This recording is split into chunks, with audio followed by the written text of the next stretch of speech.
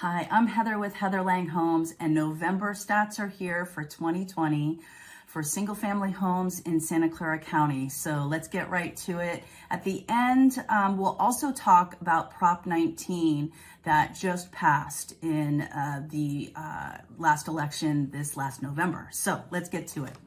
The number of active homes on market in November decreased again, as it did in October, down by another 26% from this time last month, falling from 1,037 single-family homes to 768 single-family homes on market in November. Due to the continued attrition of inventory, which is expected at this time of year, pending and listing sales also went down significantly from this time last month. Pending listings went down by 21% from 1,110 pending listings in October down to 878 pending single-family homes in November. And sold listings went down 14% from this time last month, down from 1,138 sold listings to 968 in November.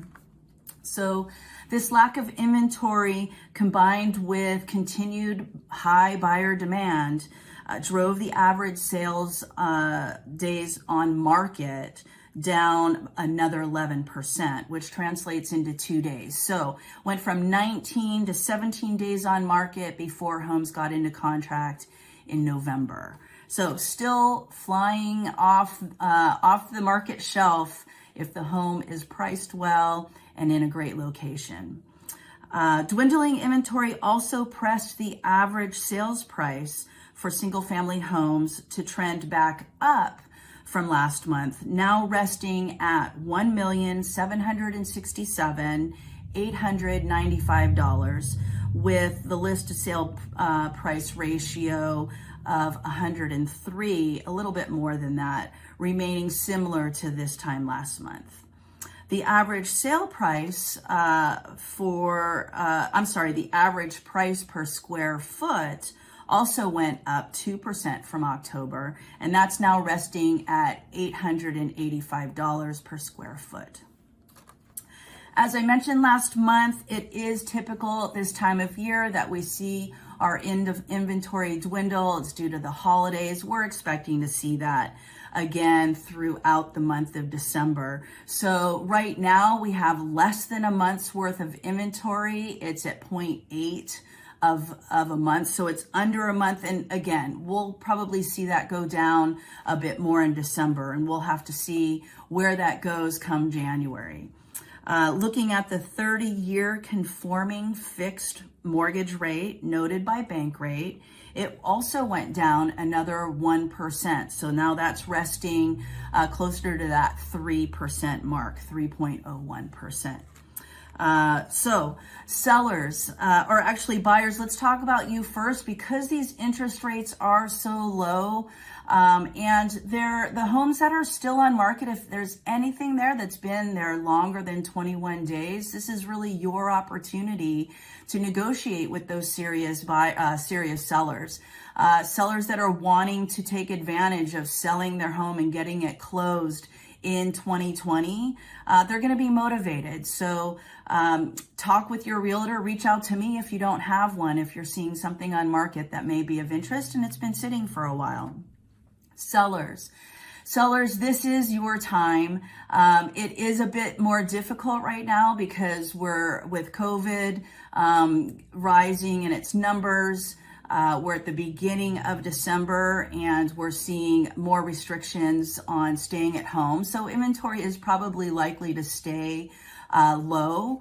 But if you are in a place where you're ready to make that move, reach out. This is a great time to strategize for the beginning of the year and sellers are going to make the most out of their home and getting top dollar while inventory is still low at the start of the new year. Also, sellers, this is a great time for you to consider some changes that have taken place due to our recent election with Prop 19 having passed. So with the passing of Prop 19, it's really changed a couple of things, two main things. As of April 1st in 2021, this is going to allow homeowners who are 55 and older, also those with severe disabilities and victims of wildfires and natural disasters, to now be able to take their tax base and transfer that to a new property that is of equal value. And you can also go into getting that tax base also looked at when you purchase higher. It used to be that you could only make your second purchase 105% of your sale price. The rules have changed. They're a little bit more detailed, so reach out. We can talk a little bit more about that if it applies to you. The other great thing about Prop 19 is you could previously, with Prop 60 and Prop 90, you could only transfer this tax base to counties that were accommodating these Proposition 60 and 90.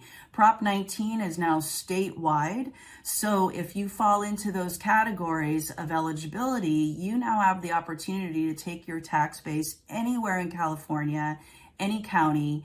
Again, there are some rules that apply, and timing will be important. It'll be important to strategize for that as well. So reach out to me to learn more about that. Also effective February 16th, 2021, we're seeing some changes in the inheriting rules for homes. So this requires that inherited homes that are not used as principal residences, such as second homes or rentals, that they are going to be reassessed at market value when it's transferred to children and grandchildren. There are some caveats in that as well. So again, reach out if you have questions. I'm happy to help you. This does open things up for sellers. If you are 55 or older and you would like to downsize, there's more opportunity for you. And also it's prudent that if you have your home in a trust, and even more particularly if you don't, this would be a good time for you to assess your options if you have investment properties in your portfolio. It will have an effect on inheritance rules. So reach out to me. I've got attorneys, trust attorneys, if you don't have any, that I can send you to. Talk to your CPAs. In the meantime, as we move towards the end of 2020, continue to stay safe. I know this is really a hard time when we all want to be with our loved ones. As you do that, if you do that in person, please remain safe. Try to stay within your household and follow your CDC, our cdc.gov rules, along with the county rules of Santa Clara County. And be safe, be well, have a good rest of 2020. Looking forward to turning this over into 2021 with new hope, and we'll be fresh, ready to talk again at the beginning of the new year. Cheers.